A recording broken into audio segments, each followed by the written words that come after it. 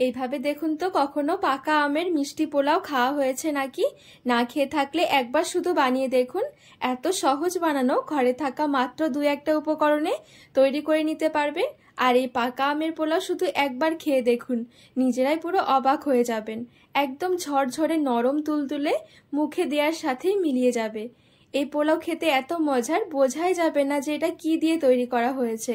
শুধু খেতেই থাকবেন, এতটা ভালো লাগবে খেতে। নমস্কার বন্ধুরা, নতুন একটা পর্ব দেখার জন্য আপনাদের সকলকে স্বাগত জানাই। আজকে তৈরি করে দেখাবো পাকা আমের মিষ্টি পোলাও। এভাবে আম দিয়ে যে এত সুন্দর পোলাও তৈরি করে নেওয়া যায়, না দেখলে বিশ্বাসই হবে না। শুধু এভাবে একবার বানিয়ে খেয়ে দেখুন, পুরো অবাক হবেন। বানানো একদমই সহজ। তো চলুন, আশা করছি রেসিপিটি আপনাদের অনেক ভালো লাগবে। আমের পোলাও তৈরি করার জন্য আমি এখানে 2টো পাকা আম নিয়েছি। আমের খোসাগুলো একটু ছাড়িয়ে নিতে হবে।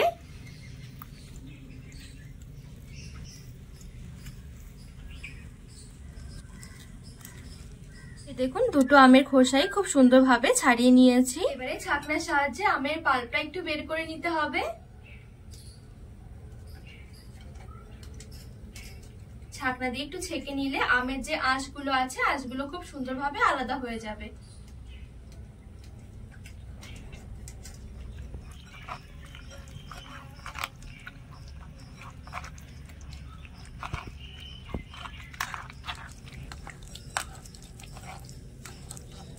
তো খুব সুন্দরভাবে আমের পাল্পটা আমি বের করে নিয়েছি। এবারে গ্যাস ধরিয়ে এদিকে একটা কড়াই বসিয়ে দিয়েছি। এবারে এখানে আমি একটা বাটি নিয়েছি, মিডিয়াম সাইজের একটা বাটি। এবারে এই বাটির মধ্যে আমের পাল্পটা আমি একটু মেপে নেব। এই দেখুন, পুরো 1 বাটি মতন হয়েছে আমের পাল্প। কড়াইয়ের মধ্যে নিয়ে নিচ্ছি। আর ঠিক এই বাটি মেপে আমি আরো 1 বাটি জল নিয়ে নিচ্ছি। জলের সাথে আমের পাল্পটা মিশিয়ে একটু ফুটিয়ে নিতে হবে।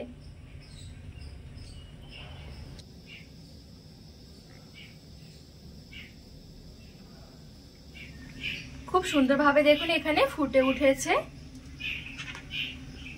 এই পর্যায়ে দিয়ে দেব 2 টেবিল চামচ গুঁড়ো দুধ। একটু ভালো করে মিশিয়ে নিতে হবে।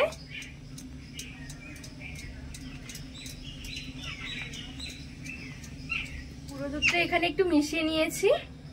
এবারে 1 বাটি দিয়ে দিচ্ছি সুজি। যে বাটি মেপে আমের পাল্প আর জলটা মেপেছিলাম, সেই বাটিরই 1 বাটি সুজি নিতে হবে।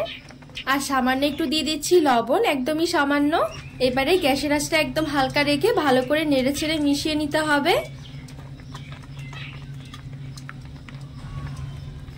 এই পর্যায়ে কিন্তু গ্যাসের আঁচটা অবশ্যই হালকা রাখতে হবে, তা না হলে খুব তাড়াতাড়ি করে কিন্তু সুজিটা একদম শুকনো হয়ে যাবে।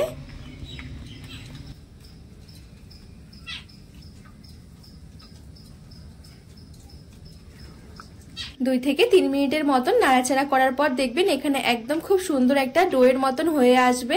এই দেখুন, ডো কিন্তু এখানে খুব বেশি একটা শক্ত বা নরম করা যাবে না। একটু মাপটা ঠিক রাখলে দেখবেন খুব সুন্দর একটা ডো হয়ে যাবে। এই দেখুন, এবারে সুজি ডোটা নামিয়ে এক সাইডে রেখে দেবে একটু ঠান্ডা হওয়ার জন্য।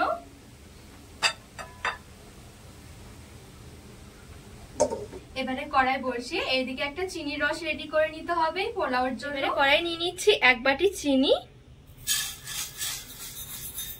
কয়েকটা এলাচ দিয়ে দিচ্ছি ফাটিয়ে, আর দিয়ে দিচ্ছি 1 বাটি জল। 1 বাটি চিনির জন্য 1 বাটি জল দিতে হবে। চিনিগুলো নেড়ে চেড়ে চিনির রসটা ফুটে ওঠা পর্যন্ত অপেক্ষা করব।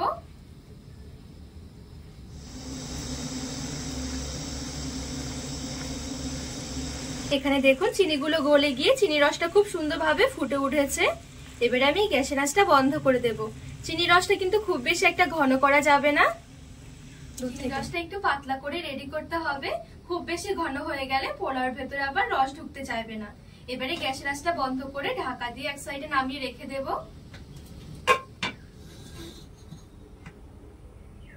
আর এদিকে যে আমি সুজির ডোটা বানিয়ে রেখেছিলাম, ডোটা কিন্তু খুব ভালোভাবে ঠান্ডা হয়ে গেছে।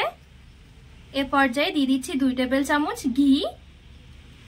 এই ঘিয়ের পরিবর্তে চাইলে সাদা তেলটাও নিতে পারেন, তবে ঘিটা দিলে ফ্লেভারটা খুব সুন্দর আসবে। এবার এই ঘিটা দিয়ে ভালোভাবে একটু মেখে নিতে হবে।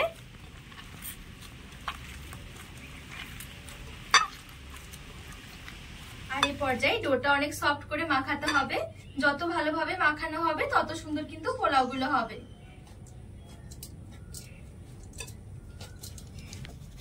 তো এই দেখুন এখানে ডোটা আমি খুব সুন্দরভাবে মেখে নিয়েছি। আর এদিকে কড়াইয়ের মধ্যে আমি কিছুটা মতো তেল নিয়েছি, তেলটাকে ভালো করে একটু গরম করে নেব। এইদিকে তেলটা ভালোভাবে গরম হয়েছে নাকি বোঝার জন্য অল্প একটু ডো নিয়ে নিয়েছি। তেলে ছাড়ার সাথে সাথে দেখুন ভেসে উঠেছে, তার মানে তেলটা খুব ভালোভাবে গরম হয়ে গেছে। এবারে দেখুন এদিকে আমি একটা গ্রেটার নিয়েছি, এগুলো কিন্তু সবার ঘরেই থাকে। গ্রেটারের মধ্যে একটু তেল মেখে নিচ্ছি। এবারে এদিক থেকে আমি অল্প করে ডো নিয়ে নিচ্ছি, এই দেখুন। আর ডোটা একটু হাতের সাহায্যে গোল করে নিতে হবে। এবারে এই গ্রেটারের মধ্যে দিয়ে এভাবে করে একটু চেপে চেপে গ্রেট করে নিতে হবে। যত সুন্দর গ্রেট করা হবে তত সুন্দর কিন্তু পোলাওগুলো রেডি হবে। এই দেখুন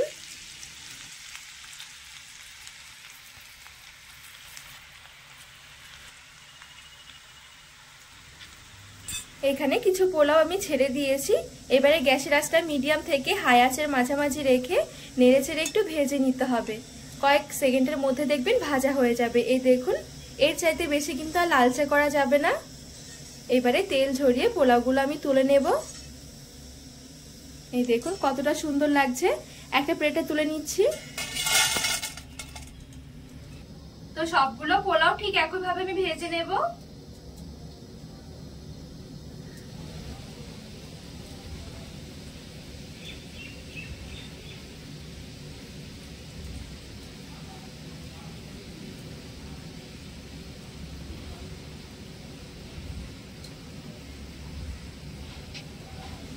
এই পোলাওগুলো খুব সুন্দরভাবে আমি ভেজে নিয়েছি। এই দেখুন গ্যাসের আঁচটা অবশ্যই মিডিয়াম থেকে হাই আঁচের মাঝামাঝি রেখে ভাজতে হবে, তা না হলে কিন্তু পোলাওগুলো ভেঙে যাবে তেলে তেলে।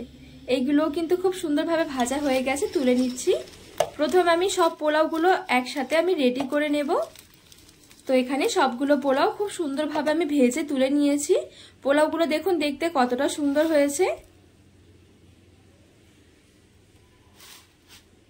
এবারে এদিকে যে আমি চিনি রসটা রেডি করে রেখেছিলাম, চিনি রসটা কিন্তু হালকা কুসুম গরম রয়েছে। কুসুম গরম চিনি রসের মধ্যে আমি পোলাওগুলো এবারে দিয়ে দিলাম। এবারে হালকা হাতে নেড়েচেড়ে একটু মিশিয়ে নিতে হবে।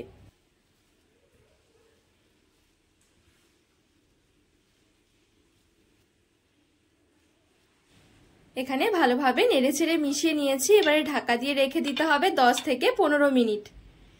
আর এই 10 থেকে 15 মিনিটের মধ্যে দেখবেন পোলাওগুলো খুব সুন্দরভাবে নরম হয়ে যাবে।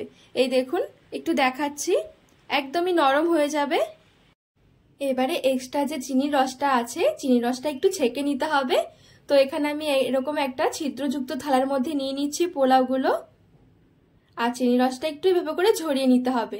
আর পোলাওগুলো একটু ছড়িয়ে 10 মিনিটের জন্য আমি একটু রেখে দেব। এতে করে আমরা যে ভাতটা রান্না করে খাই পুরো ভাতের মতন হয়ে যাবে, নরম তুলতুলে। তো পুরো 10 মিনিট আমি আবারও ছড়িয়ে রেখে দিয়েছিলাম। এখন দেখবেন চিনি রসটা কিন্তু একদমই শুকনো শুকনো হয়ে যাবে। এই দেখুন বিশ্বাসই হবে না এত সহজভাবে যে এত সুন্দর একটা পোলাও তৈরি করে নেওয়া যায়। খাওয়ার সময় বোঝাই যাবে না যে এটা সুজি দিয়ে তৈরি করা হয়েছে, একদমই পোলাওর মতন খেতে মনে হবে। এই দেখুন কত সুন্দর ঝরঝরে হয়েছে। একটা প্লেটের মধ্যে তুলে সাজিয়ে নিচ্ছি পোলাওগুলো।